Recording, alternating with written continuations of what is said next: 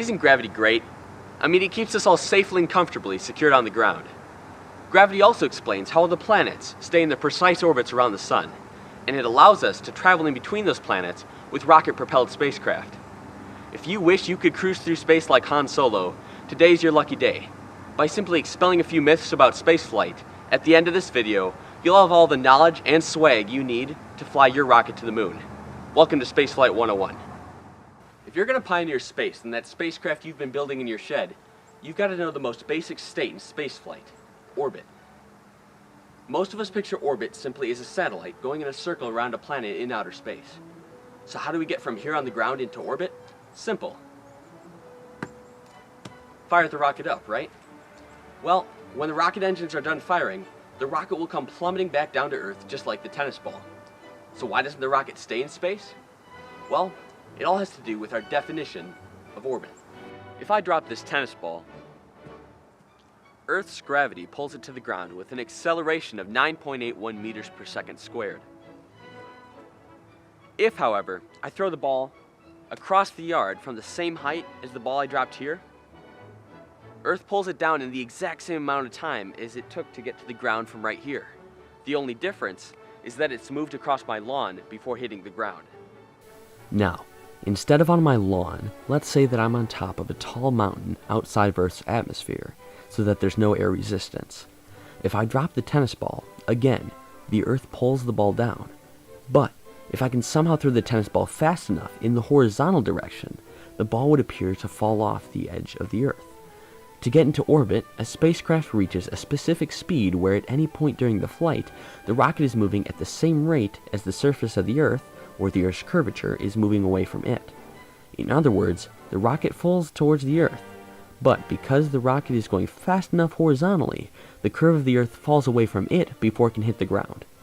This demonstrates a balance between the rocket's speed, the curvature of the Earth, and the pull of gravity. This is orbit. What else do we need to know to get to the moon, like we said we would? Well, if we increase the speed of our tennis ball even greater than the velocity required for orbit, we'll form a larger elliptical orbit. This is because the ball gets further away from the Earth's surface in the same amount of time, but the Earth's gravity is still in effect, pulling the ball towards itself, just at a later period in time. One very important thing to know about orbits is that if no other forces are in play, a spacecraft will always return to the point of burn, which is where the rocket fired its boosters to increase its velocity. Okay, with all that information, how do we take our space vacation? Well, we could ask Walter Hohmann, a German scientist who came up with the orbital maneuver known as the Hohmann Transfer. The Hohmann Transfer is the most basic and often used orbital maneuver in spaceflight, and this is how it works. We're in orbit here, and let's say we want to get to the International Space Station's orbit. Here. Most people would generally think that you simply point and shoot, aiming the rocket at the station and firing. But if you remember that our orbit size is determined by our velocity, not our change in position per se, we'll know we really don't want to do that. If, instead, we fire in the direction of our orbital travel, clockwise, at a specific point in our orbit will form an ellipse, with our apogee intercepting the ISS orbit. Coast the rest of the way up this trajectory, and we're at the exact same altitude as the station.